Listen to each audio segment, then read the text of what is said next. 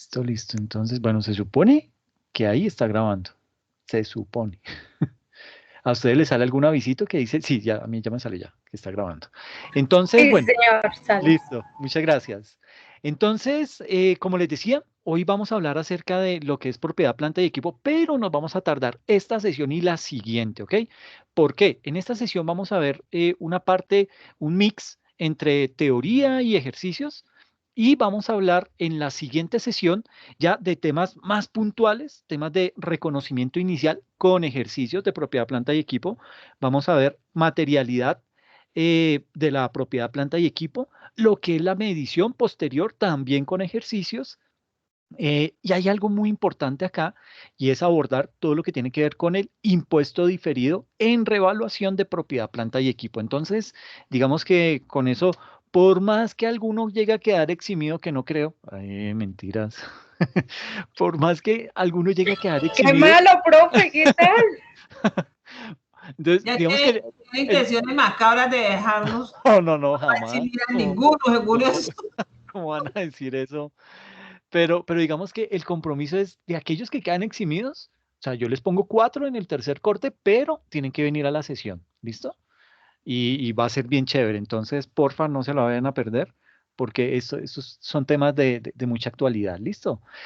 Bien, después de la carreta ahí, entonces vamos a ver cómo está dividido el tema del día de hoy. Entonces, hoy vamos a abordar lo que es la definición de la propiedad, planta y equipo. Vamos a hablar acerca de lo que son los métodos de depreciación, que vamos a ahondar en esos en la próxima sesión, algo más profundo, con mucho más ejercicios, y todo lo que tiene que ver con bajas de propiedad, planta y equipo. Eso, digamos que van a ser los temas del día de hoy. ¿Listo?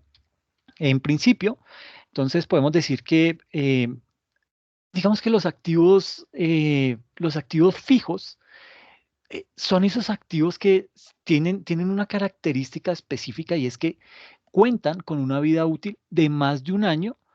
eh, digamos que son esos, pero me organizo en la idea.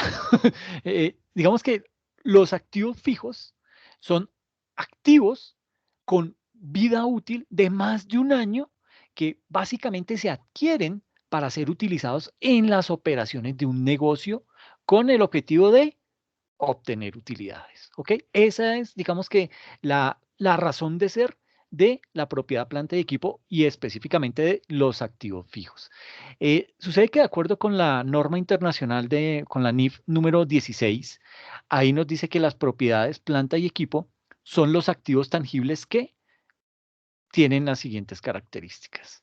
Entonces, posee una entidad para su uso en la producción o suministro de bienes y servicios, para arrendarlos a terceros o para propósitos administrativos. ¿Ok? Son, digamos que esa propiedad, planta y equipo son esos activos tangibles que posee esa empresa para uso en la producción de suministro o para la producción de bienes y servicios, o bien sea para arrendarlo a terceros o para propósitos administrativos. ¿Ok?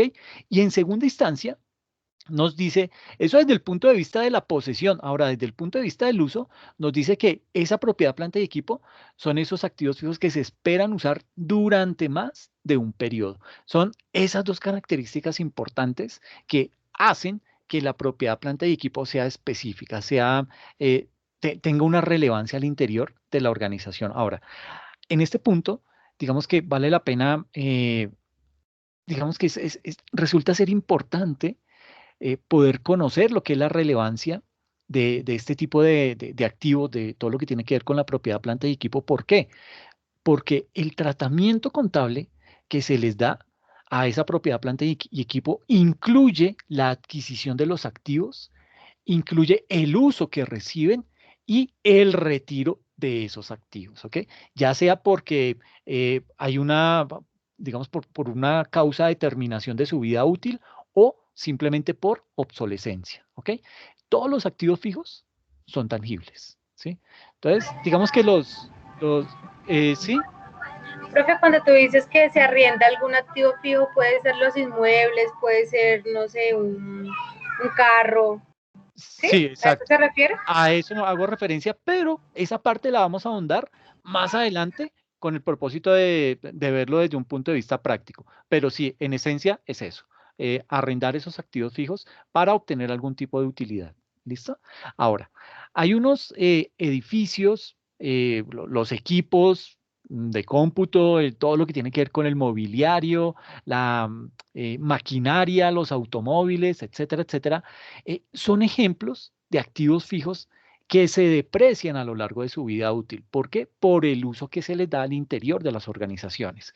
Y desde el punto de vista de los recursos naturales o esos activos que son agotables, esos también son una forma de activos fijos cuyo costo, digamos que se viene a distribuir en periodos futuros y que se cargan a un activo conocido como agotamiento. ¿Ok?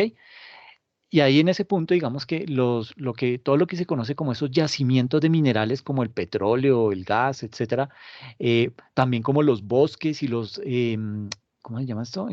Terrenos cultivados, son ejemplos de recursos o de activos naturales que se agotan, obviamente, al ser extraídos o removidos de la tierra, ¿ok?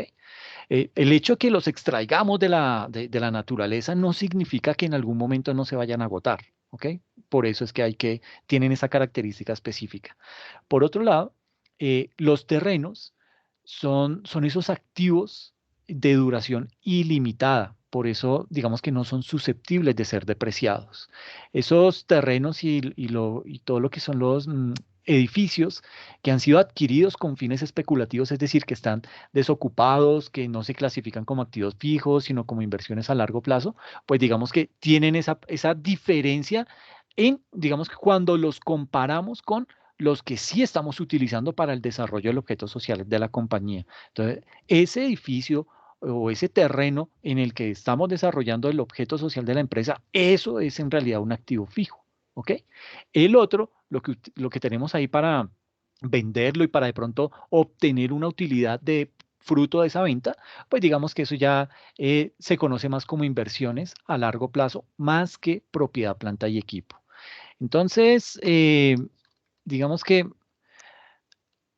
aquí hay algo bien importante y es que la propiedad, planta y equipo, digamos que son un componente de los estados financieros en el cual se agrupan aquellos activos tangibles que se utilizan para la producción de bienes o la prestación de servicios para arrendarlos a terceros o para fines administrativos.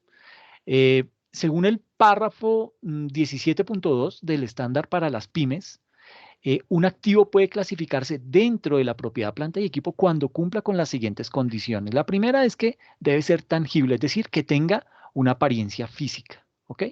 La segunda es que ese activo fijo debe estar destinado para la producción o el suministro de bienes y servicios, o bien sea para arrendarse a terceros o para procesos netamente administrativos de la organización.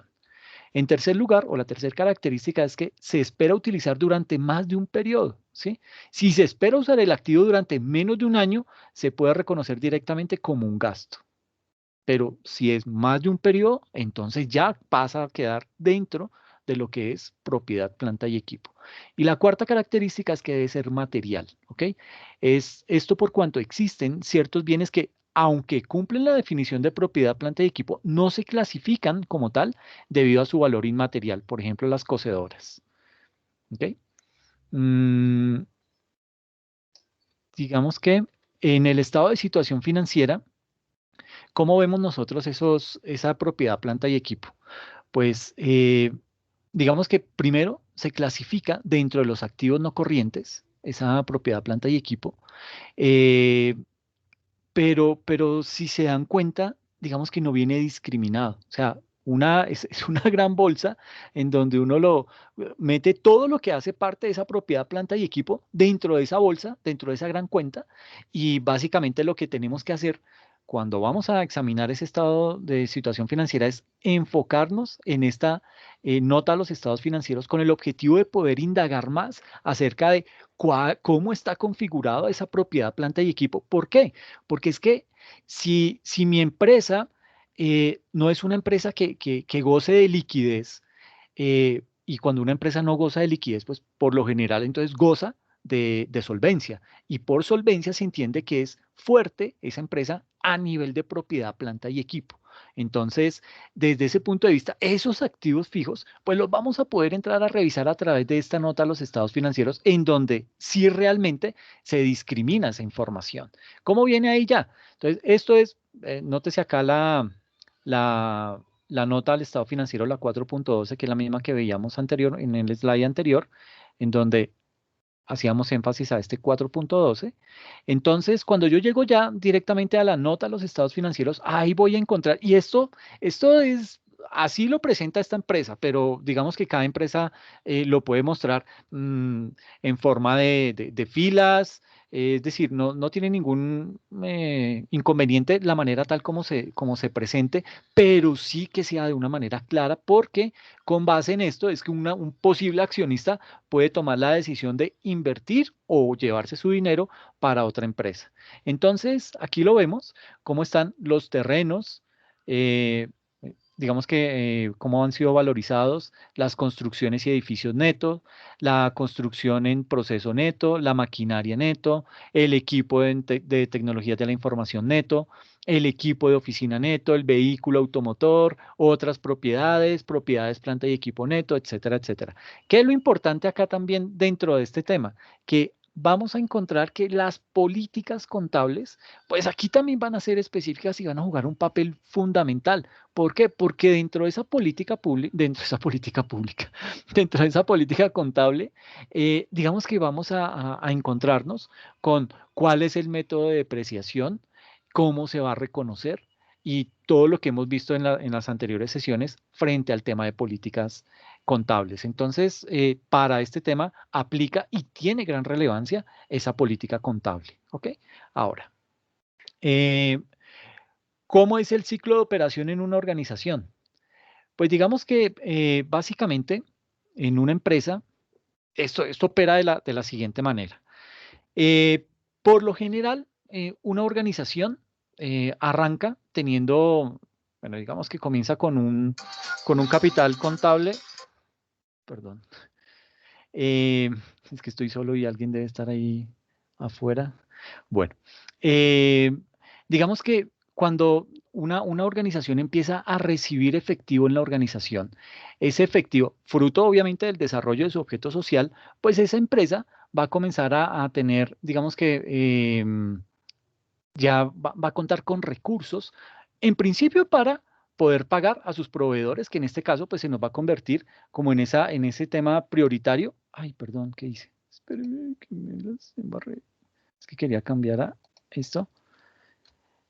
Entonces, arrancando aquí con este efectivo, entonces ya cuando ya empiezo a desarrollar mi objeto social, encuentro que ya tengo liquidez y con esa liquidez yo lo primero que tengo que hacer es, pues obviamente realizar los pagos a mis proveedores para que pueda yo seguir disfrutando de esa materia prima y pueda seguir desarrollando el objeto social. Entonces, por medio de eso, pues lo que voy a hacer es que voy a adquirir productos vía compras, ¿sí? Puede que sean compras al contado o que sea por medio de crédito con ellos. Ya una vez he realizado esa compra, pues ya voy a gozar de una entrada de mercancía a mis inventarios. Esto ya me pasa a llenarme los inventarios de la compañía y ya cuando tengo esos bienes listos para la venta, entonces ya puedo decir que tengo esos productos ya listos para darle salida a esa mercancía y procedo a vender ese tipo de productos. Esas ventas, pues si voy a venderlas al contado, voy a tener liquidez y voy a tener efectivo inmediato para volver con el ciclo y poder seguir desarrollando ese proceso. Entonces, si no, pues digamos que cuando no vendo al contado, pues obviamente voy a tener que vender a crédito porque no me voy a quedar pues tampoco sin clientes. Esas ventas a crédito pues ya me va a hacer que yo tenga que empezar a configurar dentro de mi sistema una gran base de clientes a los cuales yo como organización voy a tener que empezar a hacerle seguimiento, hacerle gestión para conocer a esos clientes, conocer sus gustos, conocer sus necesidades, qué es lo que más les interesa, hacia dónde van esos clientes, conocer también a mi competencia, porque es que en el momento en que yo descuide esa competencia, él no me va a descuidar a mí y sí va a estar pendiente y en el momento en que yo cometa un error o falle con algún cliente, pues él sí va a venir y va a buscarme a este cliente y se lo va a llevar, ¿ok? Entonces, es bien importante y para esto no es que yo tenga que tener el super software y tenga que hacer la super inversión para poder desarrollar eso, no, es simplemente con todo el flujo de información que yo tengo en la compañía, desde la misma información que capturo con una simple venta, a ello ya sé a quién le estoy vendiendo, cuál es mi cliente, cuál es su cédula o su NIT, qué tipo de productos está comprando, con qué frecuencia me está comprando, en qué sector vive él, por qué me está comprando esos productos. Entonces yo puedo empezar a hacer un seguimiento, una trazabilidad de esa información de cada uno de mis clientes, poderlos segmentar y decir, ah, mire, me he logrado dar cuenta que mis principales clientes oscilan entre edades de 25 a 50 años. ¿Por qué? Porque es que mis productos es calzado para adultos, pero es un calzado casual y formal, etcétera, etcétera. Dependiendo del producto, yo puedo hacer eso, pero lo puedo hacer siempre y cuando conozca bien a mis clientes, ¿ok? Y para eso tengo que, y perdóname la expresión, tengo que echar mano de toda la información que tengo al interior de la organización, ¿ok? Ay, ¿me pueden permitir un momentico? Que es que están golpeando. Les pido mil perdones, pero eh, esto es Dale, lo que pues, pasa dale. con... Perdón, Hágale, hágale. gracias. Gracias.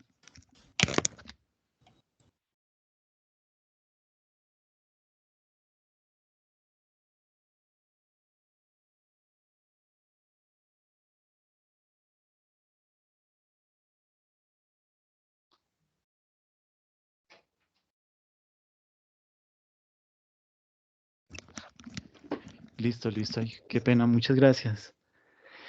Bueno, entonces les decía que, digamos que uno tiene que echar mano de toda esa información que recopila a diario en las organizaciones. Eso es lo que hacen las grandes superficies, eso es lo que hacen las grandes cadenas de almacenes que básicamente perfilan a sus clientes y saben y crean una serie de campañas orientadas a cada uno de sus clientes, pero sectorizadas. No a todo el mundo le mandan el mismo boletín, no a todo el mundo le mandan los mismos correos electrónicos. ¿Por qué? Porque ellos ya tienen clasificado qué tipo de producto es el que a usted le conviene o al que a usted le gusta. ¿Ok? Bueno, me cansé, no puede ser. Bueno, entonces, bueno, cuando yo realizo esas ventas a crédito, obviamente, y esto es un gran problema al interior de la organización, y es que cuando yo no tengo buenas políticas de cobranza, y es que esto es complejo, y digo que es complejo desde el punto de vista en que, eh, pues si yo soy una empresa manufacturera, una empresa industrial, pues mi negocio es vender, es transformar materia prima, producir esos productos o bienes y comercializarlos, ¿sí? Ya entrar a hacer funciones de cobranza, pues posiblemente aquí es en donde muchas organizaciones fallan, ¿sí? Eh, ¿Por qué fallan? Porque no saben cobrar, porque ese no es el oficio o no es a lo que ellos se dedican y ahí se cometen muchos errores. Yo puedo de pronto vender y simplemente con el hecho de tener la factura, pues digamos que la factura es en realidad un instrumento financiero. ¿Por qué es un instrumento financiero? Porque es un contrato entre dos personas, por una parte, y por la otra, que yo la puedo después volver en efectivo, convertir en efectivo rápidamente. O sea, yo puedo ir a venderle mi cartera a una empresa de factoring y pues a ella, digamos que hago efectivo esas facturas. Obviamente, pues ellos me van a cobrar un buen porcentaje, pero es eso o no tener liquidez. Entonces, cuando yo en la organización no desarrollo bien esta actividad de cobranza, esto se me puede convertir en un gran problema. ¿Por qué? Porque voy a tener cada vez más y más y más cuentas o más facturas pendientes de cobro y esto, pues obviamente, me puede llegar a generar grandes problemas de liquidez, ¿ok? Pero digamos que siempre y cuando esto se tenga bien controlado, es una muy buena alternativa esas ventas a crédito, ¿ok? Ahora. Ya con esto, digamos que con este ciclo, todo partiendo aquí del efectivo y cómo surte las ventas y cómo le pago a mis proveedores, etcétera, etcétera, también me queda, debo destinar recursos de ese efectivo para poder pagar los gastos de operación, poder pagar los gastos y productos financieros y otros gastos y productos, y no olvidarnos de los impuestos, ¿ok? Todo eso lo puedo hacer a través de la liquidez que me está llegando a la organización. Y ya con eso, pues me va a quedar un excedente, que con ese excedente de efectivo, yo voy a poder hacer algún tipo de inversiones temporales y puede ser orientadas esas inversiones temporales a adquisiciones de activo fijo, ¿ok? Eh, si hago esto, pues me va a quedar, se me va a incrementar mi capital contable o de pronto pues voy a adquirir, me voy a tener que endeudar a un mediano largo plazo para poder adquirir esos bienes. Pero digamos que eso a la larga lo que se le va a convertir o que le va a reflejar a la organización es solvencia, ¿ok? Puede ser que sea una política expansiva de la empresa que quiere empezar a crecer, a extenderse más a nivel nacional y eso pues la va a llevar obviamente a crear todo un plan de decir, bueno, vamos a tener que comprar un terreno en tal región porque es que allá el terreno es más barato, ay no, pero es que allá hay delincuencia, ok, entonces vámonos más para el otro lado y comienzan a hacer ese tipo de estudios para poder tomar bien la decisión a dónde es que se puede realizar esa inversión con mucho más, es decir, que le puedan obtener el mayor beneficio posible. Eso siempre y cuando haya excedente de efectivo, pero se puede dar el caso contrario, faltante de efectivo. Y en este caso, pues yo voy a tener que endeudarme con un banco para poder cubrir esas obligaciones de ese faltante de efectivo, porque no me puedo quedar sin liquidez para poder seguirle dando dinamismo a mi organización. ¿Ok? Esto es un ciclo normal en una organización. Aquí no estamos metiéndonos con nada nuevo, es simplemente ver cómo es que una empresa en su actividad diaria puede llegar a parar, a tomar una decisión específicamente para poder adquirir activo fijo para la organización y de esta manera irse convirtiendo o irse haciendo más sólida con el paso del tiempo. ¿Ok? Bueno, vamos a hablar acá acerca de lo que es, mm, bueno, aquí vamos a hablar acerca de una política contable. Esta es la página web en donde extraje esa política contable para que, pues, si la quieren observar, pues simplemente ingresen a esa dirección. Eh, digamos que vamos a tener acá lo que son los cambios en las políticas contables. Digamos que en la NIC número 8 nos establece, Profe, ¿sí? disculpa, profe ¿Sí? Alessandra. ¿Qué ¿Puede, tal, Alexandra? puede compartirnos ese enlace ahí Ok, por el chat. en el A chat, ver, me hace el favor? listo, listo, Gracias. espérame. Ay, miércoles, es que estoy en modo presentación, espérame, ya me salgo. Descartar, chin.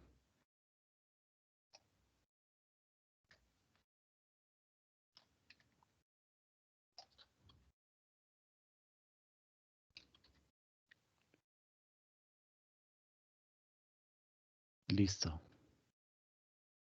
Entonces, bueno, les decía, voy a volver al modo presentación. Listo, entonces estábamos hablando acerca de lo que es la política contable para todo el tema de activos fijos. Y digamos que los cambios en las políticas contables, digamos que eso se encuentra regido por la NIC número 8 y esa NIC número 8 es la que establece que la empresa o que una entidad debe seleccionar y aplicar las políticas contables de una manera uniforme al momento de reconocer transacciones similares, a menos que una NIF requiera o que de pronto esa NIF le permita establecer categorías de partidas, para lo cual, pues digamos que ahí sí es apropiado utilizar una política contable diferente.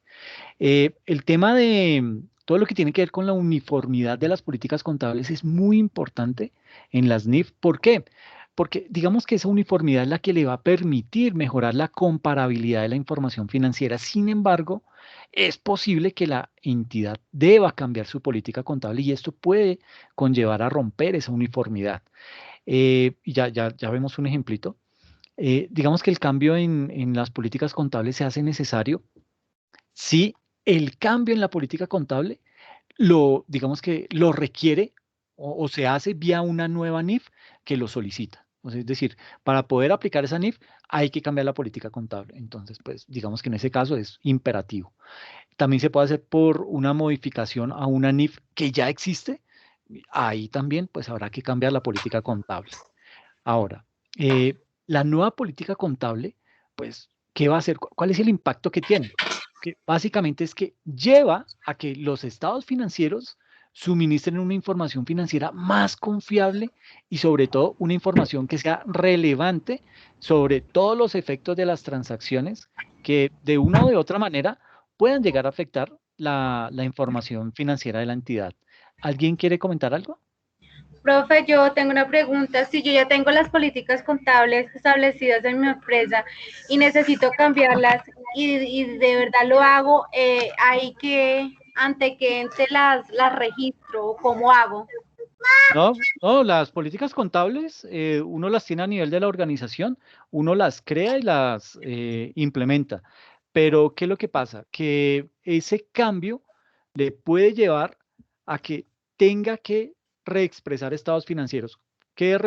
Digamos que el cambio, y esto es para que nos quede como ahí como sonando en nuestra mente, es que si yo hago un cambio en una política contable, ese cambio es retroactivo. Ese cambio va hacia atrás, ¿ok? Y por lo general va hasta el momento en que se implementó esa política que yo hoy quiero cambiar. Entonces me tengo que devolver todo ese tiempo y una vez haya hecho el cambio, me voy hasta ese momento en que fue creada esa política y empiezo a reexpresar los estados financieros desde esa época en este estado financiero de este periodo contable. Ahí hago esa reexpresión y ya me queda toda digamos que esa política contable ya me quedó aplicable en la organización, tanto retroactivamente como de aquí en adelante. Pero es un cambio, digamos que un cambio en una política contable tiene que estar muy bien estudiado. Vuelvo y digo, por lo general en las empresas se acude a esa figura de cambio en la política contable es porque o salió una nueva NIF que obliga a que eso se haga y por lo general cuando es vía una NIF o una nueva normatividad que hace que se cambien esas políticas contables, pues por lo general, eh, digamos que ahí no hay que hacer reexpresión de estados financieros, es decir, no me tengo que ir hacia atrás, ¿sí? Por lo general, esas políticas que vienen, que yo tengo que cambiar vía una nueva NIF, digamos que arrancan desde ese momento hacia adelante. Pero si es algo que yo me doy cuenta en la empresa, que apliqué mal y que me está doliendo a nivel de estados financieros, a nivel de liquidez, porque utilicé el método de depreciación que no era, pude haber utilizado el método de suma de los dígitos para efectos de una buena planeación tributaria, entonces, pues voy a tener que darme la pela, cambiar esa política contable y empezar a decirle al contador y consentirlo, venga, chiqui, hágame un favor, vamos a cambiar esta política, póngase juicioso a mirar hasta qué año nos tenemos que ir para afectar eso a nivel de estados financieros y poder reexpresar esos cambios a raíz de esta nueva política contable en los estados financieros. Profe, Entonces, sí, dime. y si hay cambio de razón social, ¿no es viable aprovechar eso para hacer el cambio si la empresa ya estaba contemplándolo? Claro, sí, hay ya, esa es otra cédula, usted ya es otra persona jurídica ahí, entonces arranca prácticamente de ceros. Exactamente, Y ya no tendría que ser retroactivo de nada. exactamente, sí, pero digamos que hay que poner eso en una balanza, porque si yo ya tengo un reconocimiento, a mí yo ya tengo una posición en el mercado y por el hecho de no darme la pela a cambiar una política contable o de reexpresar los estados financieros, voy a sacrificar ese buen nombre que ya he hecho en el mercado, pues digamos que no sería como tan buena idea. Yo más bien diría, no, no, no, pues hagamos la tarea como es y lo ajustamos o nos ajustamos a esa nueva política contable y que nos duela hasta donde nos tenga que doler, pero digamos que podemos seguir disfrutando de ese mercado al cual ya logramos penetrar. Pero, Pero profe, no, eso pasó dime, mucho. En el 2008 pasó eso. Todo el mundo cambió de razón social por evadir y por no liquidar y por economía. Más de una empresa cambió de razón social porque la economía había bajado mucho. Entonces, eso lo hacen. Ya no lo hacen, ya de pronto en ese momento no lo harán. Pero en el 2008 yo recuerdo que hubo muchas empresas que cambió de razón social evadiendo muchas cosas. Sí, no digo que no se haga, pero digo yo es que cambiar, es decir, desaparecer la razón social que yo ya tengo posicionada en un mercado por un cambio en una política contable para que no tenga que irme hacia atrás y tener que reexpresar los estados financieros, pues digamos que no suena tan bueno. Yo lo pensaría muchísimo. ¿Por qué? Porque es que yo ya tengo ya mis clientes me conocen, a menos que empiece toda una campaña, si les mire, ahora nos vamos a llamar tal, los productos siguen siendo lo mismo, solo que la marca es tal, y de todas formas eso va a sufrir un impacto a nivel comercial y en algo le va a doler a la organización. Entonces hay que medir eso hasta dónde puede llegar a dolernos como organización el darnos esa pela por cambiar una política contable. Entonces decir, no, ¿sabe qué? Como tengo que cambiar política contable, entonces olvidémonos de esta razón social, creemos otra y arranquemos de ceros. Uy, no sé eso hasta dónde sea tan chévere. Pero en efecto, lo que tú dices es cierto. Muchas empresas, sobre todo en épocas de crisis, tiende a pasar ese tipo de cosas, ¿ok? Pero sí, es una práctica que, pues, no sé qué tan chévere sea. Bueno, digamos que la consecuencia de cambiar políticas contables hace que básicamente la comparabilidad de la información financiera sea la que pague los platos rotos en estos casos, ¿ok? Un ejemplo de eso lo vemos acá en esta diapositiva. ¿Qué nos quiere decir aquí? Tenemos en esta sección, voy a empezar a resaltar, entonces tenemos acá varios ítems de propiedad, planta y equipo. Tenemos unos terrenos, unas edificaciones, tenemos una maquinaria, ¿ok? Valora, perdona.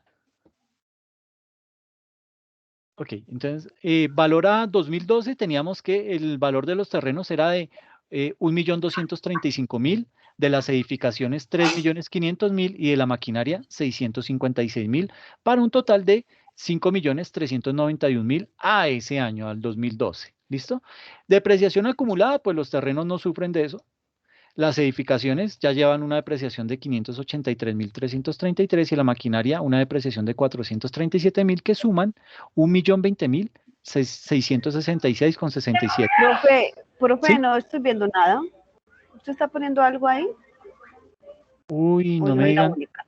¿no están viendo? Yo sí veo, yo sí estoy viendo un cuadrito. No. Yo sí, Sí. yo estoy viendo. Ay, yo no.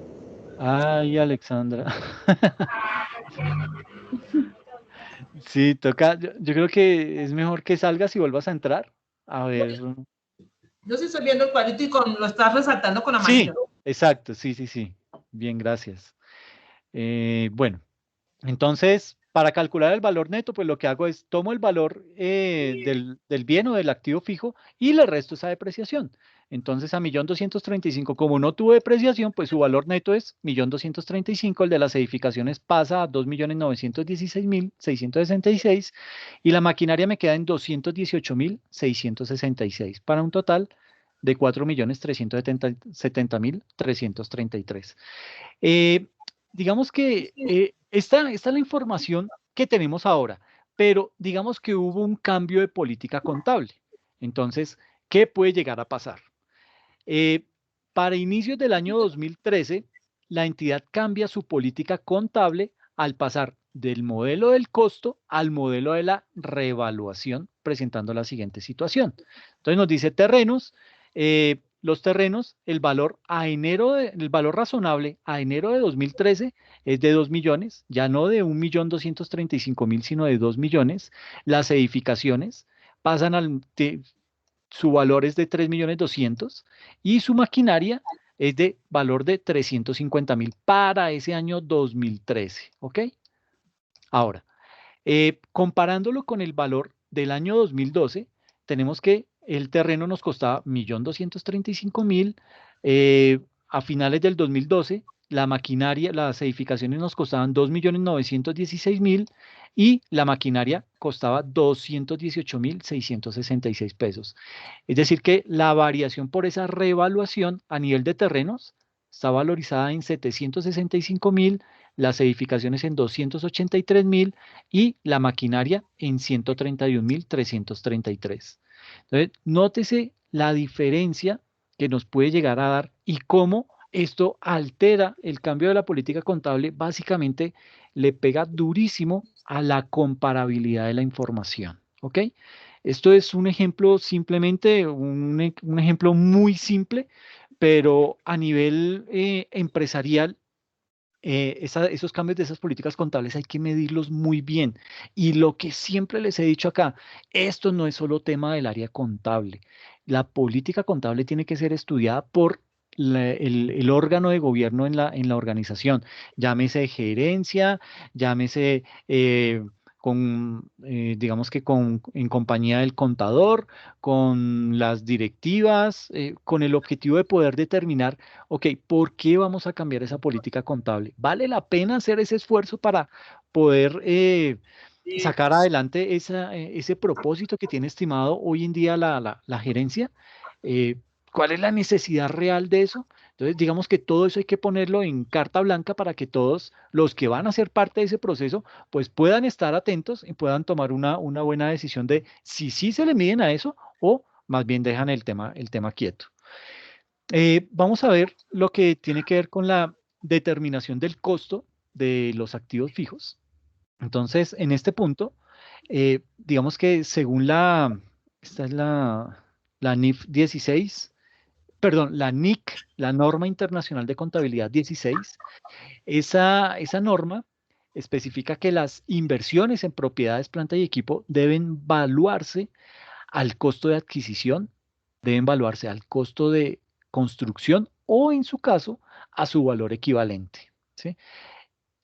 Digamos que el costo de adquisición, ese costo de adquisición básicamente me incluye lo que es el precio neto que yo pagué por los bienes, más todos los gastos necesarios para tener ese activo en el lugar y en las condiciones que me permita el funcionamiento de ese activo, ¿ok?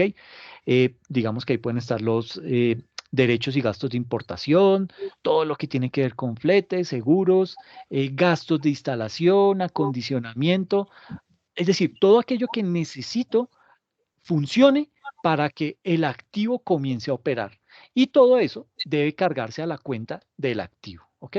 Entonces, digamos que esos elementos anteriores que les he comentado, pues están claramente estipulados en esa norma, la NIC, la Norma Internacional de Contabilidad, la 16, denominada componentes del costo.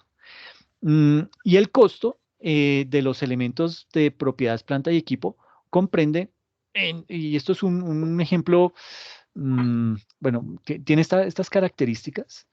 eh, el costo de esos elementos de propiedades, planta y equipo comprende su precio de adquisición, incluidos los aranceles de importación y los impuestos indirectos no recuperables que recaigan sobre esa adquisición después de deducir cualquier descuento o rebaja del precio. También todos los costos directamente relacionados con la ubicación del activo en el lugar y en las condiciones necesarias para que pueda operar de forma prevista, de la forma prevista por la gerencia. Y en último lugar, la estimación inicial de los costos de desmantelamiento o retiro del elemento, así como la rehabilitación del lugar sobre el que se asienta cuando constituya obligaciones en las que incurre la entidad como consecuencia de utilizar el elemento durante un determinado periodo, con propósitos distintos del de la producción de inventarios durante tal periodo. Y esto es bien importante. Casi siempre que se va a implementar una nueva maquinaria en una organización, por lo general hay que surtir un proceso previo que es el desmantelamiento de esa otra maquinaria, sea porque ya es obsoleta, porque se dañó, porque esta nueva hace más cosas, etcétera, etcétera. Entonces, se evalúa el tema, pero por lo general hay que incurrir en temas de desmantelamiento, es decir, quitar esa máquina, posiblemente habrá que, digamos que, repensar si hay que ubicar la nueva máquina en otro sector, porque la nueva precisamente se dañó por temas de inundación o porque el piso se estaba hundiendo, la razón que sea. Entonces, lo tienen que evaluar y desmantelar eso también hace parte de esos costos, ¿ok? Entonces lo que vamos a hacer es, vamos a ver un ejemplito muy sencillo. Suponga que el 1 de marzo del 2014 se compró una maquinaria en 600.000 pesos, ¿sí? Por la cual se pagaron 350.000 pesos en efectivo y se firmó un documento a un año por el resto. El 3 de marzo se pagaron 8.000 pesos por el transporte de la máquina a la fábrica. Además se gastaron 24.000 pesos que se pagaron el 8 de marzo, esto es el Día de la Mujer, para que vean que sí piensan ustedes, que se pagaron el 8 de marzo para instalar la máquina y hacer pruebas de su funcionamiento. El 15 de marzo llegó una cuenta pendiente de pago por 30.000 pesos por la capacitación del personal que manejará la máquina, cuenta que se pagará al final de marzo, y los asientos de diario para registrar cada una de las siguientes operaciones son. Entonces, lo primero que tenemos que hacer ahí es registrar lo que es la compra de maquinaria con un pago de 350.000 pesos y la firma de un documento a un año por la cantidad restante. Entonces, ¿cuándo se hizo eso? El 1 de marzo del 2014. ¿Qué se hizo? Entonces, se adquirió esa maquinaria por valor de los 600.000 pesos. ¿Cómo lo pagamos? Directamente con un cheque por 350.000 pesos y el saldo, pues firmamos un documento por valor de 250.000 pesos. Eso es, digamos que simplemente la, ¿cómo se dice? El registro inicial de ese bien para la organización. Ahora, por el pago de fletes y otros gastos de transporte, entonces, ¿cómo lo contabilizamos? Entonces, eso se hizo el 3 de marzo y ahí se tenía que contemplar unos gastos de 8.000 pesos que, digamos que esos gastos me inflan o digamos que me ayudan ay, se me fue la palabra, valorizar más el activo. ¿Por qué? Porque esos son costos que se achacan a ese activo fijo. Entonces tenemos que y nótese que aquí no lo estamos llamando ni gastos de transporte, ni nada, va directamente al bien que hemos acabado de adquirir y por el cual estamos incurriendo en esos gastos. Entonces, 8.000 pesos que me inflan el valor de esa propiedad, planta y equipo. ¿Contra qué? Contra unos bancos, porque lo pagué directamente con cheque. Luego de eso, entonces, acerca de lo que es la instalación y la prueba de maquinaria, también eso se hizo el 8 de marzo de 2014. Entonces, no tengo en ninguna parte relacionado gastos por instalación, nada de eso. Todo esto me afecta directamente ese activo fijo por el valor que estoy pagando, por el valor que estoy asumiendo contra los bancos. ¿Ok? Y el último se llama capacitación y entrenamiento de personal para el manejo de la maquinaria, o sea, las personas que se tienen que capacitar para el buen uso y manejo de esa maquinaria. Eso, pues digamos que también va a inflarme el valor de la maquinaria que acabo de comprar por el valor que estoy pagando por esa capacitación de 30.000 pesos contra los bancos por un valor de 30.000 pesos. Es decir, que el costo total de 662.000 pesos se va a tener que distribuir entre los diferentes periodos en los que el activo genere ingresos mediante la depreciación de la maquinaria. Ahora, puede llegar a darse el caso que el activo se fabrique internamente, ¿sí? En cuyo caso, digamos que el costo de construcción de ese activo, pues va a incluir los costos directos y los costos indirectos, ¿sí? Eh, ¿como cuáles? Puede estar ahí los materiales, todo lo que tiene que ver con la mano de obra, eh, esos costos de planeación e ingeniería, gastos de supervisión y de administración, impuestos, todo ese tipo de, mm, de erogaciones que tiene que hacer la organización cuando crea esos activos al interior de la organización, que ella misma los crea. ¿Listo? Entonces, digamos que cuando se compra o cuando recibimos a cambio, puede ser un lote de activo fijo, sin especificar el precio que corresponda a cada uno de los bienes que incluye, el costo total de ese lote va a tener que distribuirse entre los diversos bienes con base en el valor relativo de cada uno de ellos. ¿Y cómo se hace eso? Pues básicamente lo que se hace es que digamos que ese precio se determina por medio de un avalúo que debe realizar un perito que conozca de ese tema.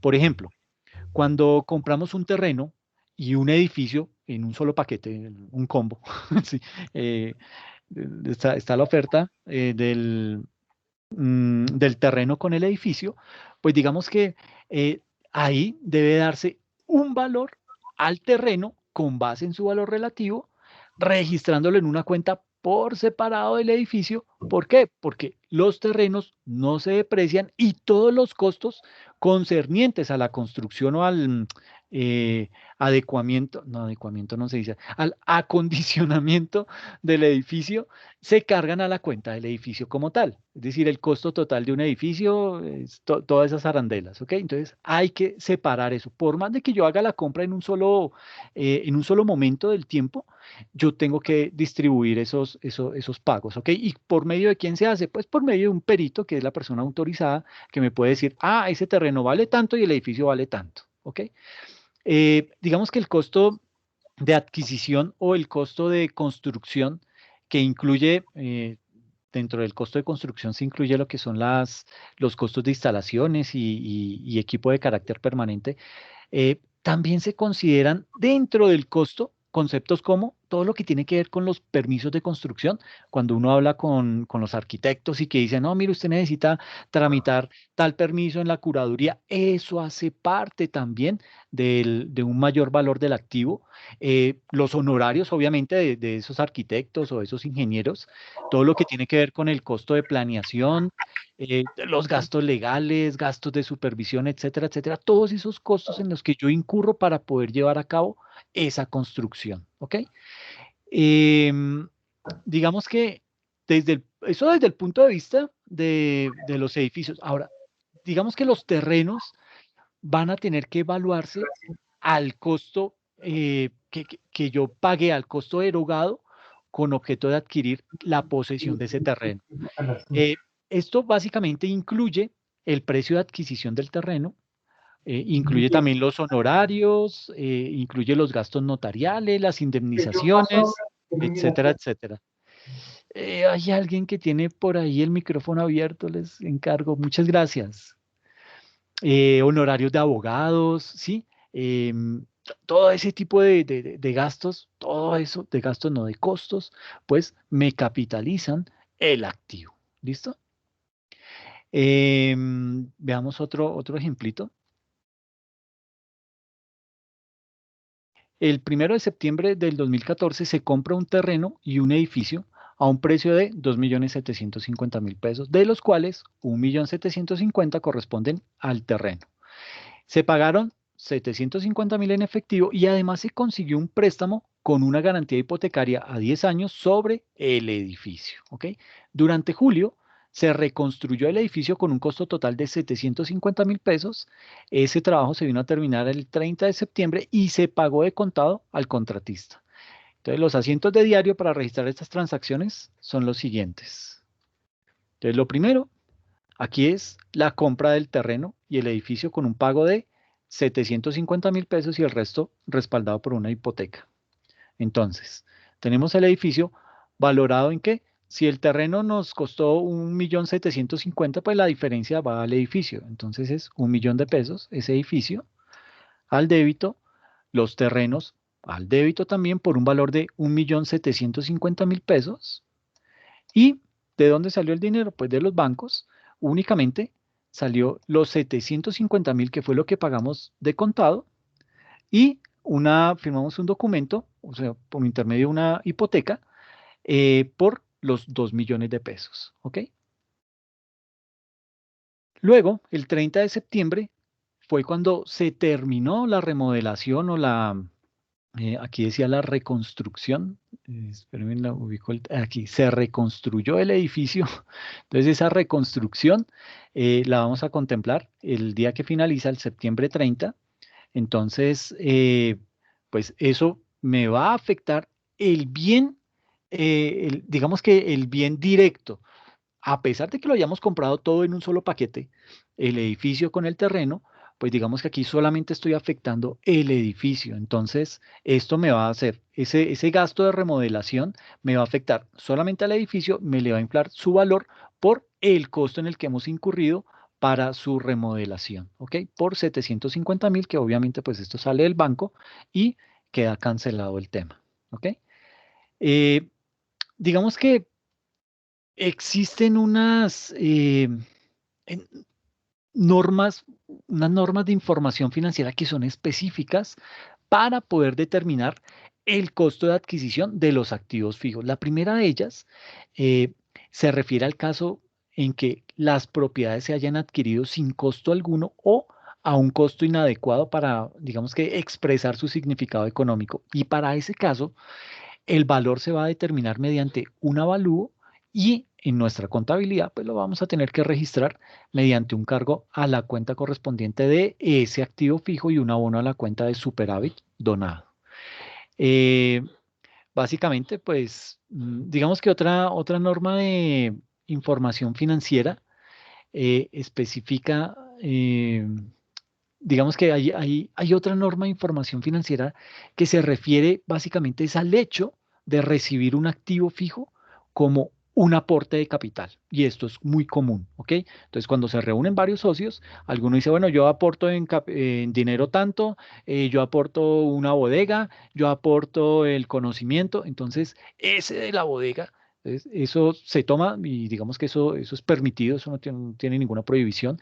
Pero en ese caso, ese activo fijo, esa bodega que ha sido recibida como aporte de ese socio, pues debe considerarse a su valor de mercado, es decir, el costo que se hubiese tenido que pagar para poder adquirir en el mercado esa bodega en la misma fecha que se hubiera recibido ese bien. Entonces, ahí vuelve y juega nuestro amigo el valor razonable, en donde digamos que ese es el que se convierte en el estándar legal para poder hacer este tipo de transacciones. Entonces yo tengo que salir al mercado, averiguar el valor de ese terreno, de esa bodega, con el objetivo de poder ahí sí ya hacer esa medición inicial de ese bien y poder hacer el ingreso del aporte de ese socio en estos momentos, ¿ok?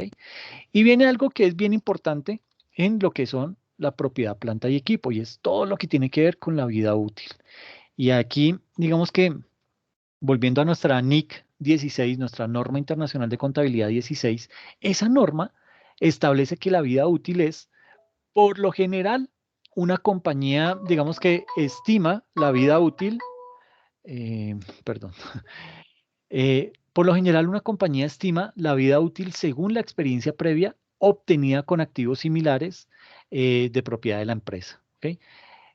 Digamos que en ese tipo de casos, las autoridades fiscales y otros organismos técnicos, pues también ellos pueden establecer una serie de pautas para poder llegar a unas estimaciones aceptables. En este caso, digamos que tenemos que desde el punto de vista de la vida útil, el periodo durante el cual se espera utilizar, bueno, se considera vida útil ese periodo durante el cual se espera utilizar el activo depreciable por parte de la entidad o bien el número de unidades de producción o similares que se espera obtener de dicho periodo por parte de la entidad, ¿ok? Eso desde el punto de vista de la vida útil. Pero tiene otra característica, otro componente y es el famoso valor residual. Digamos que ese valor residual también lo van a encontrar como valor de desecho o como, ¿cuál es el otro? Bueno, tiene tres nombres, tres posibles nombres, valor residual, valor de recuperación o valor de desecho, ¿ok? Ese valor residual o de desecho o de recuperación es básicamente una estimación del valor de un activo fijo al término de su vida útil. Y eso también, digamos que representa el importe que vamos a obtener como empresa en el momento que decidamos vender ese activo, que ya lo hemos depreciado, pero que le calculamos ese valor residual. Entonces, ese valor residual es ese monto por el cual lo vamos a poder vender, ¿ok? Eh, digamos que el valor ese valor de recuperación o valor residual, ese valor que es un valor estimado, pues ese valor depende del uso que se le dé al activo, ¿sí? También digamos que así como de las normas de mantenimiento y reparación de la compañía sobre ese activo. Entonces ahí influye mucho también esa política y aquí es en donde adquiere mucha relevancia y muchas organizaciones aún no lo hacen, no lo aplican, es el llevarle la hoja de vida de cada uno de esos activos fijos. Y por hoja de vida no me refiero a tener algo tan detallado, ¿no? Porque pues para eso están los diferentes documentos soportes, pero sí por lo menos poder determinar mediante un documento eh, cuándo fue adquirido el bien, cada cuánto hay que practicarle mantenimiento según el proveedor, dónde se deben adquirir esos bienes, esos repuestos, cuál es la persona que debe venir a hacer ese tipo de reemplazos, todo ese tipo de cosas deben quedar en un documento para que a ese documento se le pueda llevar toda la trazabilidad de esos bienes y pues digamos que podamos tener toda esa información en un solo documento, en una sola parte, ¿ok? Entonces, bueno, hay una parte bien importante y no se las había mencionado, y es que el activo no puede depreciarse más allá de su valor residual. Eso es una regla, ¿ok? Entonces, digamos que esta NIC 16 establece básicamente que el valor residual de un activo es el importe que estimamos, ¿sí? Y por estimar no es sentarme así y mirar para el techo y decir, y el valor estimado de este edificio es 20 millones. No, eso obviamente debe responder a un estudio juicioso, a unas métricas que me permitan estimar lo más acertado posible ese valor. Entonces, retomo la lectura. La NIC 16 nos dice que el valor residual de un activo es el importe estimado que la entidad podría obtener actualmente por desapropiarse del elemento, es decir, por venderlo a un tercero o por desecharlo. Después de deducir los costos estimados por tal desapropiación, si el activo ya hubiera alcanzado la antigüedad y las demás condiciones esperadas al término de su vida útil. ¿Ok? Eh, digamos que la estimación de la vida útil y el valor de desecho o el valor de recuperación de un activo fijo, digamos que no está exenta de esas complejidades técnicas, pero es necesario determinarla antes de calcular el gasto de depreciación de un periodo, ¿ok? Eso es otra regla que hay que aplicar. Pero ahorita lo vemos con un ejemplo más chévere. Porque aquí ya, pues, obviamente nos tenemos que meter con los métodos de depreciación. Me quedó esto mal. Bueno, ustedes perdonarán ahí la falla en la presentación. Bueno, desde el punto de vista de lo que tiene que ver con la depreciación de activos fijos, digamos que a pesar que los activos fijos duren muchos años, con el tiempo, pues, como todo, pueden caer en la obsolescencia o incluso quedar fuera de uso por desgaste, ¿ok? Y a medida que se van deteriorando o se van gastando esos activos, debido al transcurso del tiempo o con el uso, la disminución de su valor, pues se carga a un gasto llamado depreciación, ¿sí? La depreciación indica o me hace referencia al monto del costo o ese gasto que corresponden a cada periodo. Y digamos que ese gasto se distribuye el costo total del activo a lo largo de su vida útil al asignar una parte del costo del activo a cada periodo fiscal. Profe, Entonces, una preguntita. sí, Una preguntita. ¿Es obligación cada empresa hacer depreciación a sus activos? ¿Es obligación hacerlo? sí, claro. Es que imagínate, por el simple hecho de determinar el precio de venta, si tú estás utilizando una maquinaria que es la que te ayuda a transformar a producir ese bien, pues tú tienes que contemplar ese desgaste dentro del costo de ese bien para que sea recuperable y puedas empezar a tener, digamos que de alguna manera ir ahorrando ese dinero para poder reponer esa máquina al momento en que su vida útil finalice. Entonces, sí es obligatorio llevar el tema de depreciación. Y eso aplica para todos los activos fijos, a excepción de los terrenos. ¿Ok? Profe, porque una vez yo trabajé en una empresa y la contadora como tal se le hizo toda la depreciación todo el año y se depreció los activos. Y ya para finalizar el año, ¿ella qué hizo? Hizo retirar todas las notas porque tenía mucho gasto. Entonces más bien hizo retirar las notas y Pero quedó sin entonces, depreciación. sí, pero entonces no es que eh, algunos activos no sean depreciables, lo que pasa es que ella le dio un manejo bastante torcido al tema de la depreciación y no lo Sí, profe. quiso reflejar.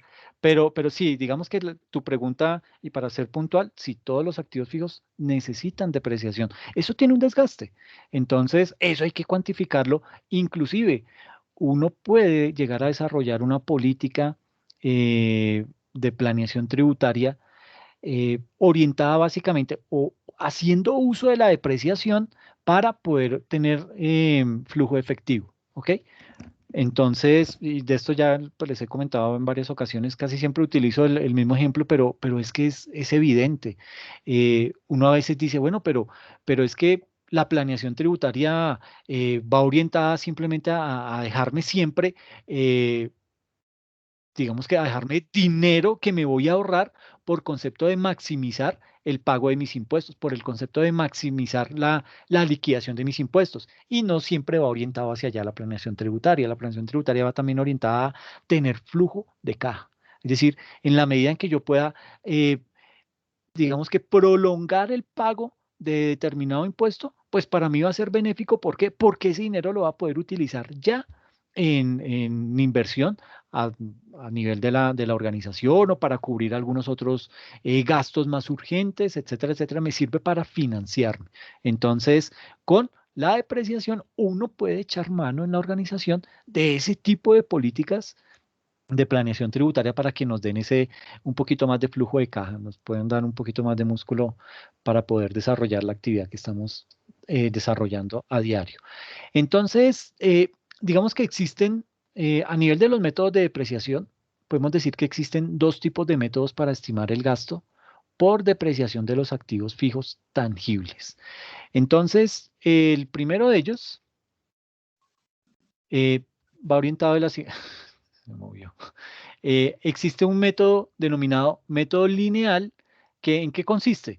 El método de línea recta y el de unidades producidas son los que conforman este famoso método lineal, pero no es el único. Existen también los métodos acelerados, que estos métodos son con los que yo puedo llegar a realizar una política o a desarrollar una política de planeación tributaria al interior de la organización. ¿Por qué? Porque en la medida en que yo acelero más la depreciación del producto, pues quiere decir que en los últimos periodos voy a tener que depreciar menos ese bien y posiblemente al comienzo, en la medida en que en que le incremento más el método de depreciación a ese activo, pues voy a tener un poco más de flujo de caja.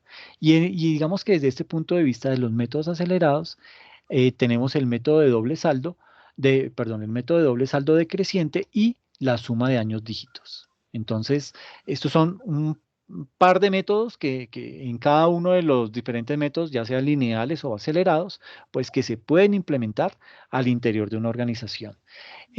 Digamos que la depreciación de un año varía según el método que hemos seleccionado. Es decir, según el método que aparece o según el método que ha sido tomado desde la política contable. Esto no queda a criterio de nada, eso está registrado en la política contable, ¿ok? Pero digamos que la depreciación total a lo largo de la vida útil del activo no puede ir más allá del valor de recuperación. Y acordémonos de ese valor de recuperación, que ya lo vamos a ver con un ejemplo.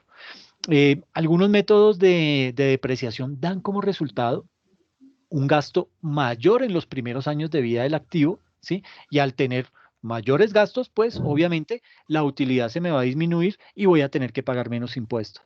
Pero eh, digamos que al tercer año, ya ese método acelerado, pues digamos que voy a tener que no lo voy a poder depreciar ese activo de la misma manera como lo venía depreciando los primeros años, entonces ya ahí la utilidad se me va a aumentar y voy a tener que pagar más impuestos. Entonces, digamos que, bueno, algunos métodos de depreciación pues nos van a dar como resultado un gasto mayor durante los primeros años de vida del activo y eso obviamente pues repercute directamente en las utilidades netas de ese periodo contable. De ahí que el contador pues deberá evaluar con mucho cuidado todos los factores antes de seleccionar un método para depreciar los activos fijos. Pero vuelvo y digo, el contador lo evalúa, el contador posiblemente llevará una propuesta, ¿sí? Pero también hay que escuchar a los dueños del proceso hay que escuchar, bueno, cuál es el modelo de negocio de la organización, porque también eso va a influir en esas políticas contables y ahí sí ya con todos esos ingredientes yo puedo llegar a desarrollar esa política contable a nivel de activos fijos. Entonces aquí tenemos por un lado el método, por el otro el cargo por depreciación. Entonces, cuando el método es por línea recta, digamos que el cargo por depreciación va a ser igual para todos los periodos. El método de unidades producidas, el cargo por depreciación se distribuye de acuerdo con el volumen de producción. Entonces, no siempre los volúmenes de producción son iguales en cada época del año, varían. En uno pues va a ser más alto que en otros, pero de acuerdo a eso se va a tener que distribuir si es que estamos implementando este método de unidades producidas.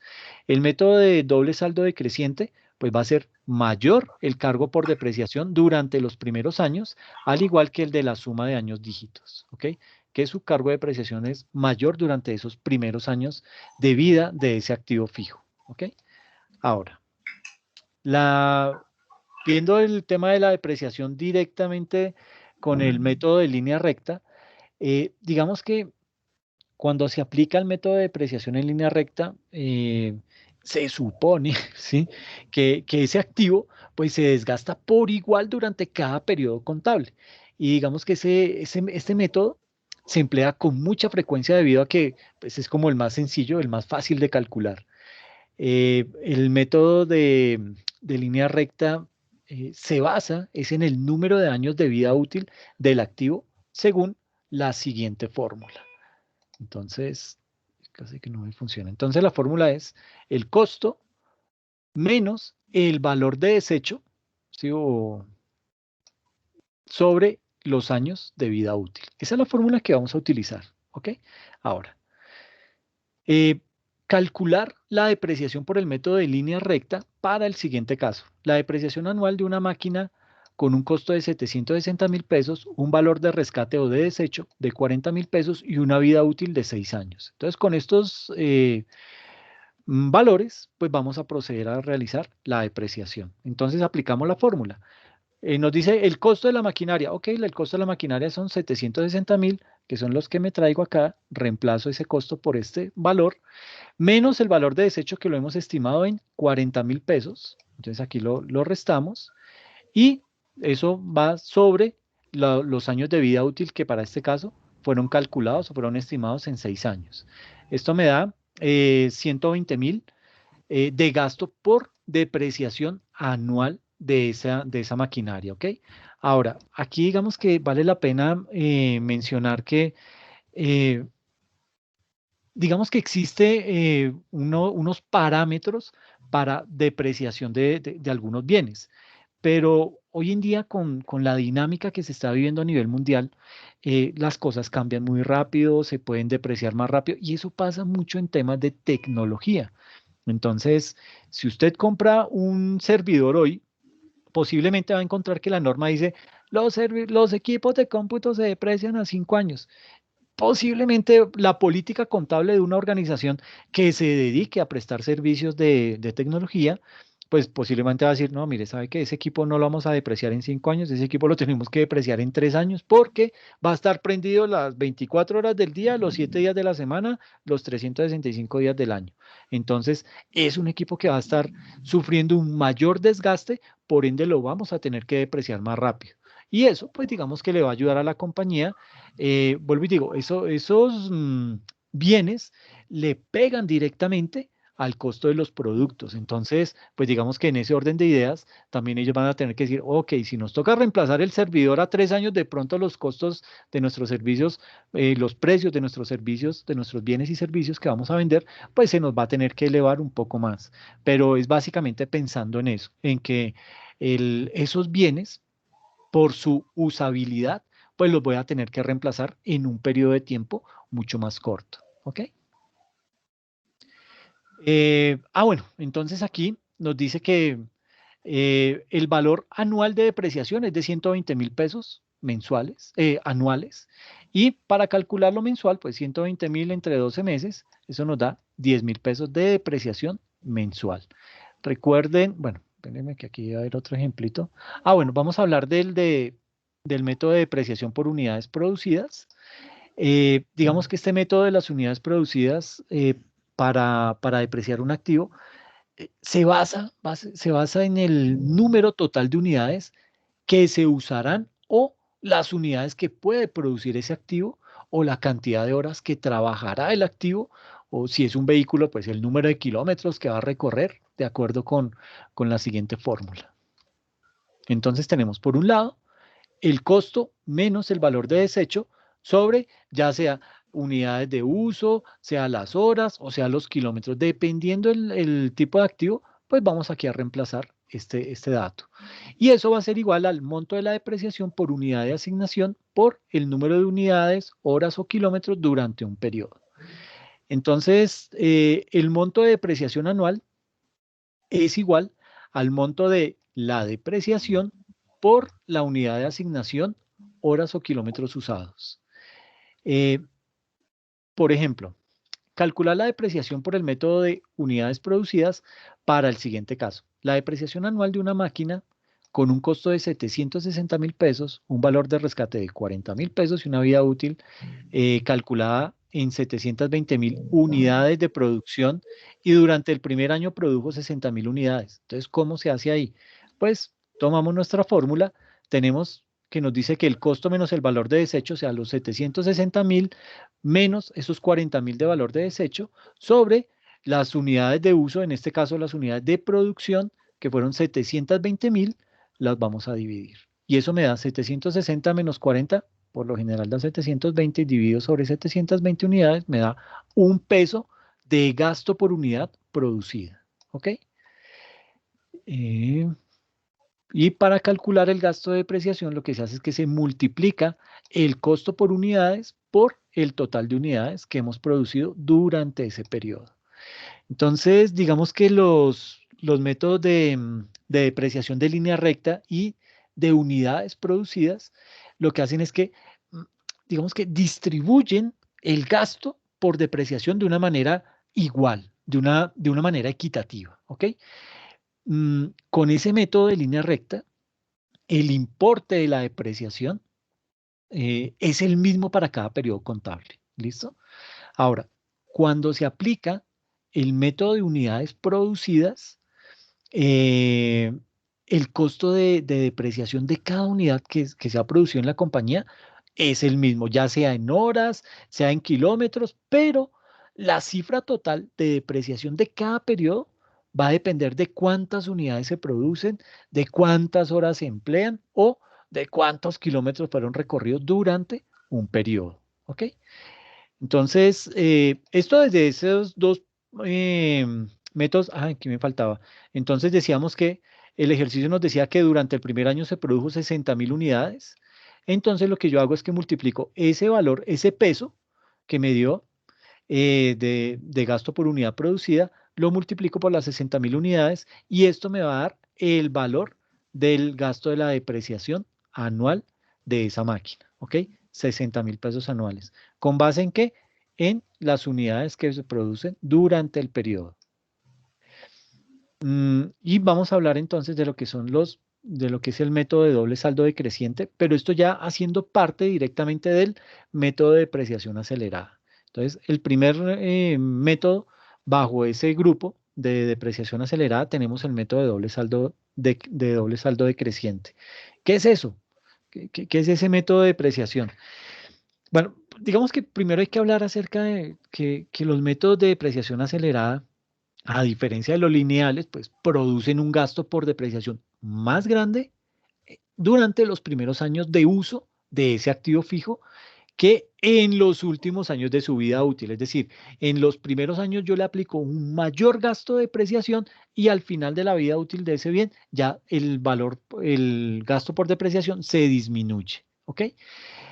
Digamos que de los métodos de depreciación acelerada, los más importantes son el método de doble saldo decreciente y el método de la suma de años dígitos. Entonces, y ya enfocándonos directamente en este método del doble saldo decreciente, digamos que un nombre más largo y más descriptivo de ese método del doble saldo decreciente sería el de doble saldo decreciente o 2 veces la tasa de línea recta, pero es como más enredado. De acuerdo con este método de doble saldo decreciente, digamos que aquí no se deduce el valor de desecho o recuperación del costo del activo para obtener la cantidad de preciar. Eh, en el primer año, el costo total del activo se multiplica por un porcentaje equivalente al doble porcentaje de la depreciación anual por el método de línea recta. ¿Ok? Y en el segundo año, lo mismo que en los subsiguientes, el porcentaje se aplica al valor en libros del activo. ¿Ok? El valor en libros significa el costo del activo menos la depreciación acumulada. Eso es el valor en libros. ¿Listo? Entonces, suponga que se adquirió un vehículo de transporte con un costo de 230.000 pesos, que su vida útil se estima en 5 años y su valor de rescate en 20.000 pesos. La depreciación anual se calcula de la siguiente manera. Tenemos acá 100% sobre 5 años de vida útil me da 20%. Una división fácil. 100 entre 5 me da 20, pero como es términos porcentuales, 20%. Entonces, el 20% por 2 es igual al 40% anual. Esto durante el primer año de vida de ese activo. ¿Listo? Ahora, 40% por el valor en libros, es decir, el costo del bien menos la depreciación acumulada, eso me da igual la depreciación anual. Y a continuación se muestra el gasto anual por depreciación durante los 5 años de vida útil del vehículo mediante el método del doble saldo decreciente. Entonces, ¿cómo queda? Tenemos acá la primera columna es año, entonces tenemos el año 1, 2, 3, 4 y 5. Cada año pues nos dice que la tasa que se va a aplicar es del 40% anual. ¿Por qué? Porque aquí nos dice que lo que nos dé la división entre el 100% de lo que es el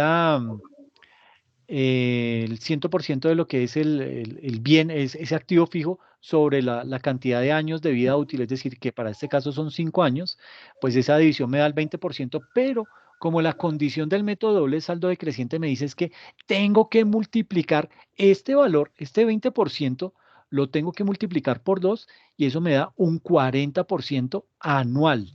Entonces, por eso, cada año yo le voy a calcular ese famoso 40% de tasa, ¿ok? Ahora, ¿qué se hace con eso? Entonces, digamos que me dice que el costo de ese vehículo de transporte es de 230.000 pesos. Entonces, el primer año, el valor en libros de ese vehículo es de 230.000 pesos. Pero, como le tengo que calcular el 40% a estos 230.000 pesos, si alguien tiene por ahí una calculadora, si puede multiplicar 230.000.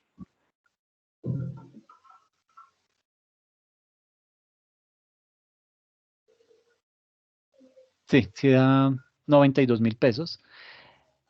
Entonces, digamos que tenemos ahí ya el gasto por depreciación anual de 92.000 pesos y la depreciación acumulada, como hasta ahora vamos en el primer año, pues va de 92.000 pesos esa depreciación.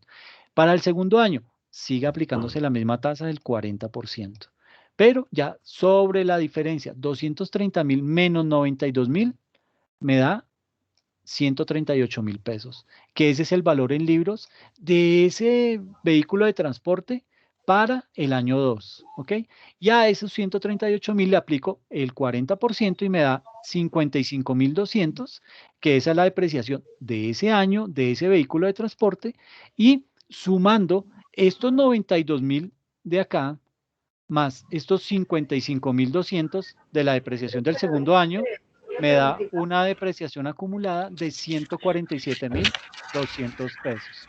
Dime. Profe, esos 138 menos el 40%, ¿cierto? Sí. ¿Por qué le da 55.200? El 40% de 138 no da 55.200. A mí, chicas, es que no tengo una calculadora aquí. Sí, A a mí mí me da sí me da 82.800. ¿Usted sí le da? Sí, señora. 138. Bueno, usted mi calculadora está mala. A mí me da que es 82.800. El 40% no, no porque la mitad de 138 debe ser 69, algo así. Entonces no podría ser mayor el 40%. Si hay algo raro ahí que estás haciendo de pronto. No, si da 55,200. Listo, bien. Aprobado Sí, profe, sí, sí, 55,200. sí, sí, sí, Listo, sí. gracias. Entonces, siguiendo con la dinámica, el software contable ya hace todas estas cosas. Usted simplemente le selecciona o le parametriza cuál es el método de depreciación que quiere y eso es una bala y lo calcula de una. Pero digamos que vale la pena siempre saber de dónde salen las cifras para poder estar uno, digamos que para poder hacer esa corroboración mucho más, de una manera mucho más tranquila. Entonces, digamos que ahí ya, entonces estos 138.000 menos la depreciación de 55.200 me da una diferencia de 82.800. Ese es el nuevo valor en libros para el año 3. A ese le calculo el 40%, que es 33.120, cuya depreciación acumulada para ese año es 33.120 y el total de la depreciación acumulada ya va 147.200 más 33.120 me da un total de 180.320 pesos. Y 82.800 menos 32.120 me da 49.680 que le aplico el 40% de tasa, me da 19.872, que ese es el valor para la depreciación de ese año, y ya tendría 180.000 más 19.872, me da una depreciación acumulada de 200.192 pesos.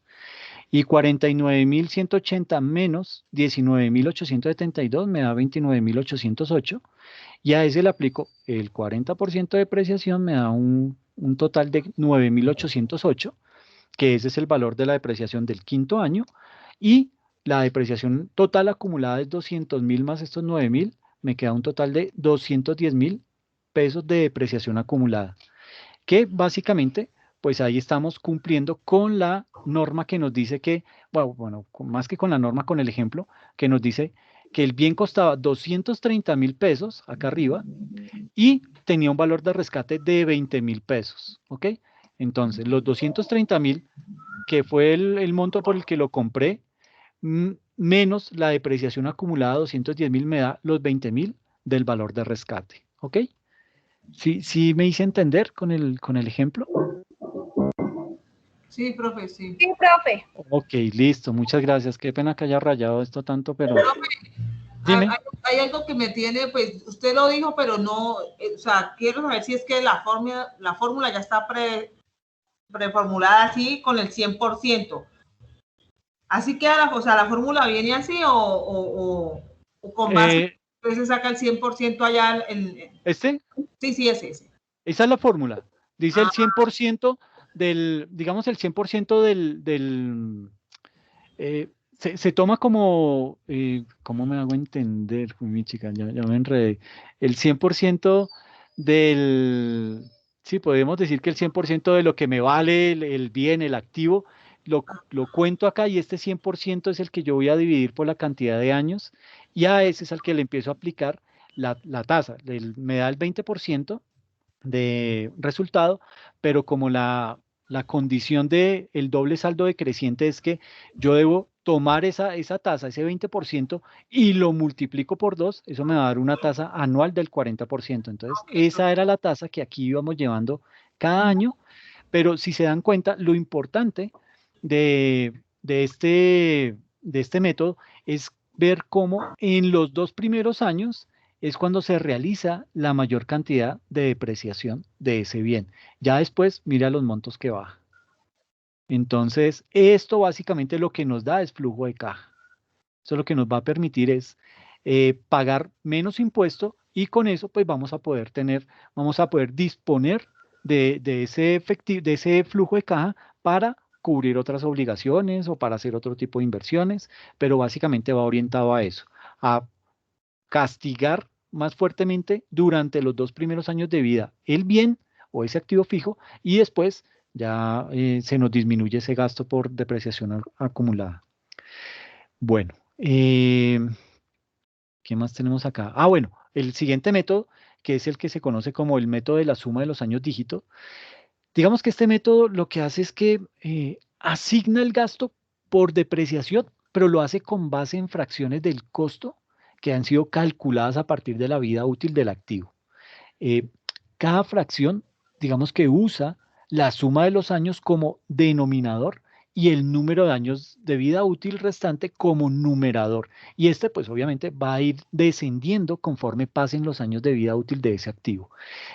A diferencia del método del doble saldo decreciente, en este método de la suma de años dígitos, solo se considera la base a depreciar para el cálculo del gasto por depreciación. ¿Ok? Entonces tenemos aquí el siguiente caso. Suponga que se adquirió un vehículo de transporte con costo de 230.000, que su vida útil se estima en 5 años y su valor de rescate en 20.000 pesos. Entonces la depreciación anual se calcula de la siguiente manera. Entonces tenemos el cálculo del denominador.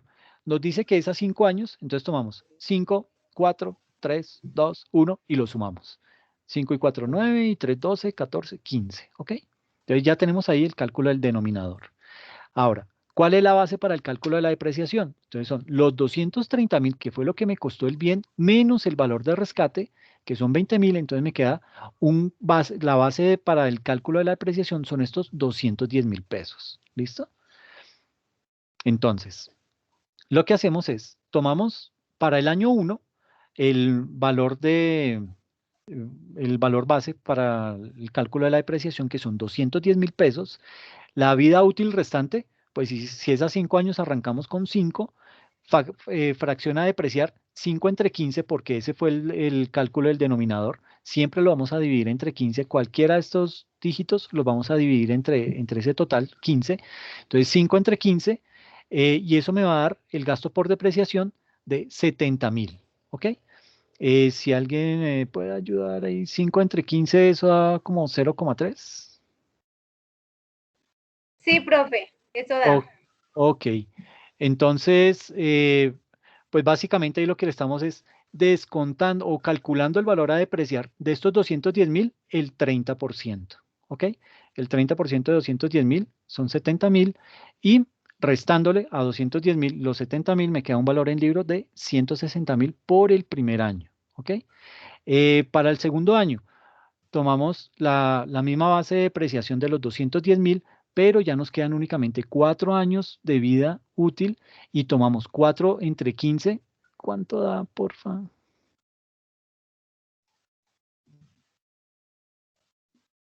0,266. O sea, 0 es como el 26,6% de 210.000, entonces eso nos da 56.000 y ahí pues digamos que permítame, yo aquí cometí un error. Tengo este valor en libros, 160.000, calculé la depreciación con base en este valor, calculo la fracción a depreciar que nos da 0,26 y el gasto por depreciación es 160.000, lo que es el valor en libros que tenía del año 1, el valor en libros que me quedó al final de ese año fue de 160.000, le resto la depreciación que del año 2 me dio 56.000, entonces me queda en valor en libros 104.000 pesos, ¿ok? Luego calculo para el año 3 también 3 dividido 15, eso debe dar 0,5.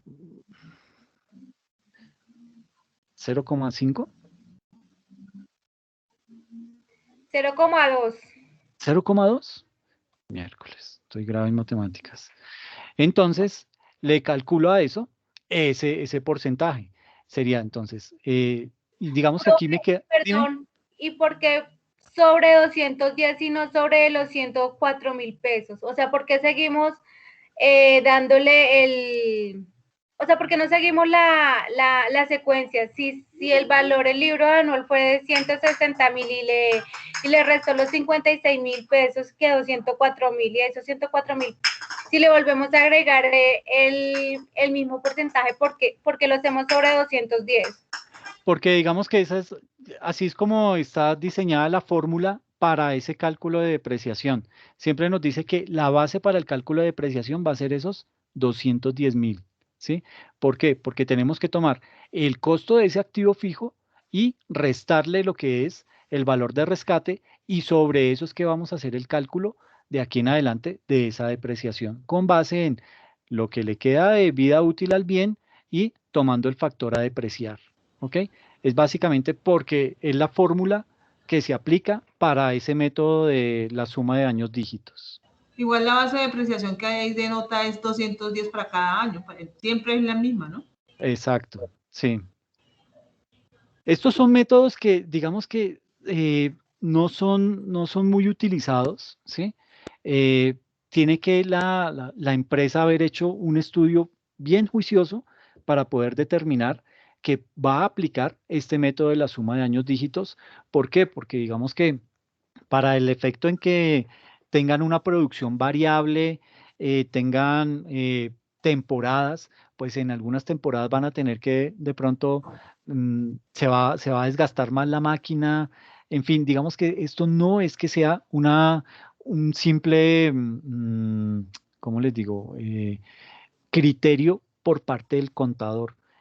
Para poder implementar un buen método de depreciación en la organización, se tienen que sentar los de producción, la gerencia y el área contable para poder determinar dentro de la política contable cómo van a depreciar cada uno de esos bienes que influyen en el área de producción. No es una tarea fácil, no es algo que sea muy eh, lógico de calcular. Por lo general demanda mucho tiempo hacer ese estudio para poder determinar cuál va a ser el método que más se ajusta a eso. ¿Por qué? Porque si lo van a cambiar, les toca irse hacia atrás en la política contable. Debido a ese cambio en la política contable, les toca afectar los estados financieros hacia atrás y eso no les gusta mucho. Entonces, pues digamos Pensar que en eso, ¿quién va a querer cambiar nada? El contador el primero que no, sí, ese es el que primero saca el cuerpo. primero pega el brinco. Bueno, ¿cómo queda el registro contable de la depreciación? Pues básicamente, digamos que existen dos situaciones en que debe registrarse la depreciación. La primera es al final del periodo contable, y por periodo contable entiéndase, puede ser el periodo, si lo tienen estipulado en la empresa, que cada mes se hace el cierre, pues entonces cada mes habrá que hacer el registro de esa depreciación, si es bimensual, si es semestral, si es anual, pero por lo general se hace de manera anual. Eso en el primer momento, ¿no? Entonces, al final del periodo contable, se hace el registro contable de esa depreciación y en segunda instancia, en el momento de la venta o cuando se vaya a dar de baja ese activo. En ambos casos, las cuentas que se utilizan para registrar la depreciación son un cargo a gastos por depreciación y un abono a depreciación acumulada del activo. Entonces, por ejemplo, el asiento para registrar la depreciación de la máquina al finalizar el año, utilizando el método de línea recta y suponiendo que la máquina se adquirió desde inicios del año, pues viene siendo el siguiente. Entonces, tenemos, para registrar la depreciación del periodo que termina el 31 de diciembre de 2018, tenemos la cuenta gastos por depreciación de máquina por 100.000 pesos contra la depreciación acumulada de máquina por 100.000 pesos al crédito. ¿Ok? Ahora, puede establecerse una cuenta de depreciación para cada activo fijo, ¿sí? Para cada grupo de activos o una cuenta que incluya todos los activos fijos.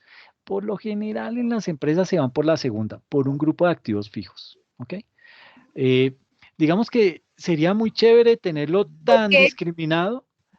Digamos que puede ser más tedioso al momento de hacer el cierre.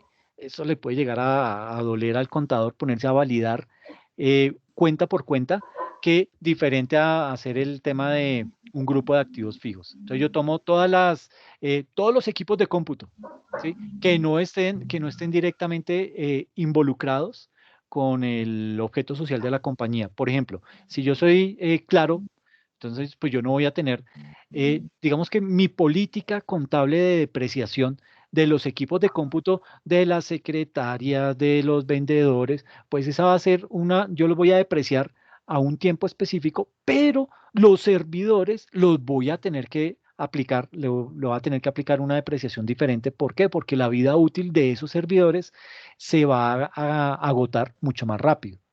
Entonces, pues, voy a tener que hacer ese tipo de diferenciación.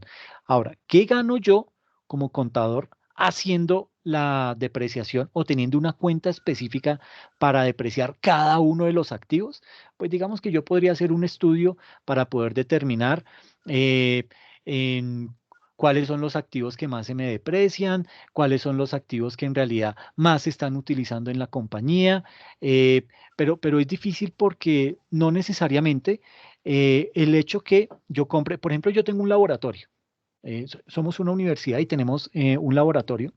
Y en ese laboratorio tenemos un equipo de alta complejidad, un sismógrafo, ¿sí?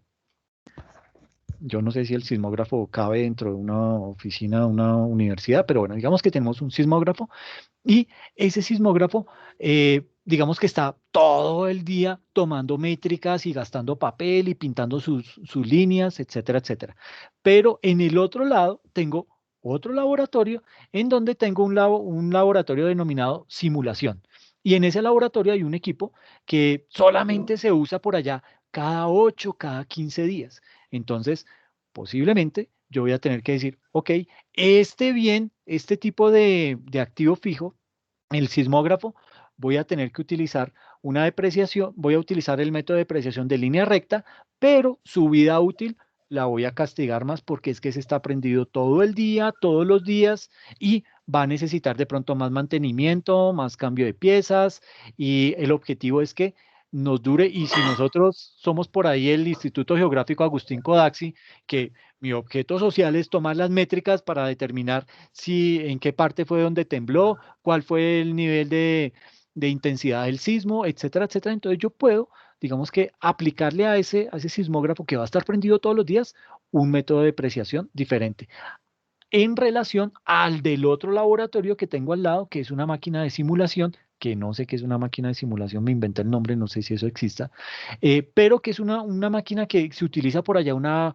vez cada 15 días, una vez cada 20 días, ese sí lo puedo seguir utilizando la vida útil que me recomienda la norma. Y puedo decir, ok, ese lo voy a depreciar cada 5 años porque es que no tiene el mismo nivel de desgaste que sí tiene el otro, el sismógrafo. Entonces, pues digamos que ahí empieza uno a hilar más fino y con base en eso yo puedo empezar a hacer unos cálculos más diferenciados y de pronto puedo llegar a decir, no, miren, digamos que el sismógrafo se nos está depreciando más, entonces eso nos va a llevar de pronto a tener que buscar un proveedor que nos venda un sismógrafo con mayor resistencia, con mayor capacidad, que no sufra, qué sé yo, bueno, de pronto ese sismógrafo, si soy el Instituto Geográfico Agustín Codaxi, pues voy a tener que tenerlo conectado a una planta porque imagínese donde se me vaya la luz y preciso en ese momento tembló y yo me quedé sin métricas, pues me van a llamar la atención.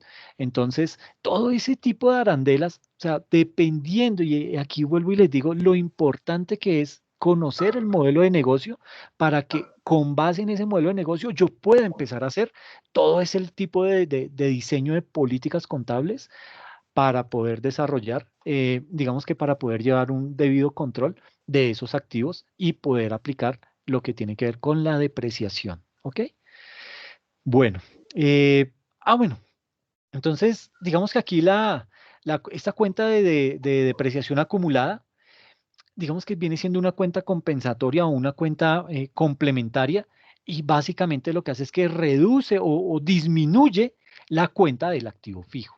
Eh, digamos que esto no se cierra al terminar el periodo contable, por el contrario, esa cuenta continúa aumentando hasta que el activo se haya depreciado por completo o lo hayamos vendido o lo hayamos dado de baja. ¿Ok? Mm, ¿Cómo se hace la presentación en el estado de situación financiera?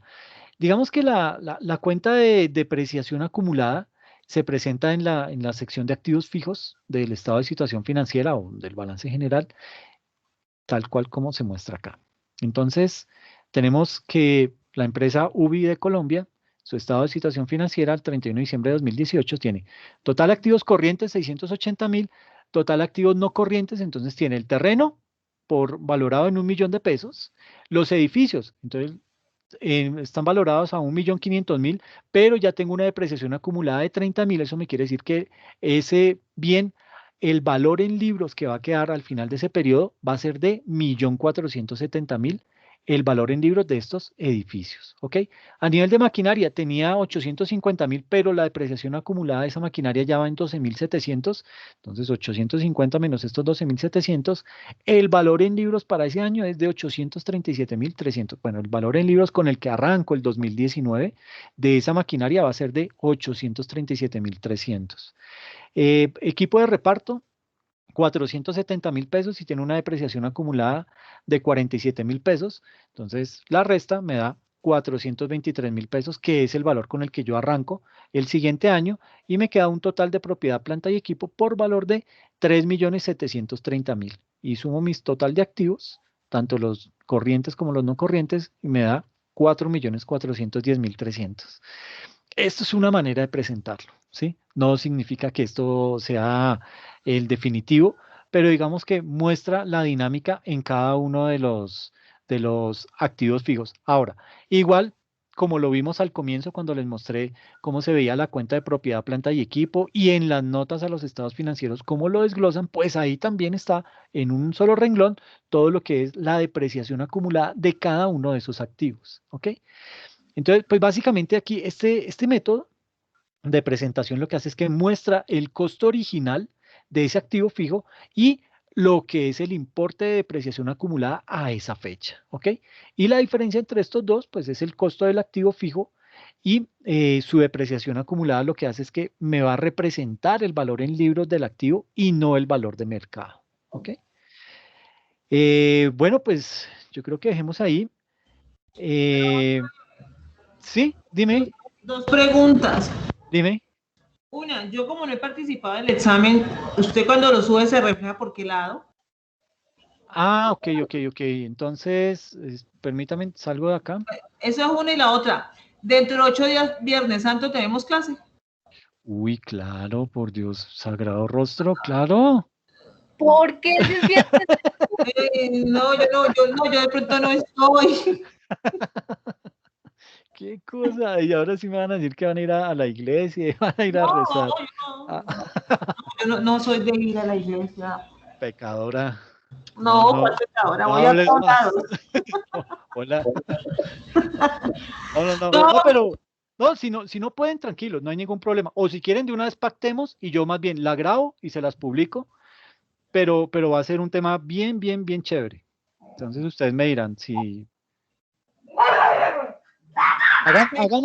hagan ahí un sondeo mientras yo me voy conectando a ¿quién la puede estar otra. el próximo viernes? ¿Quién puede?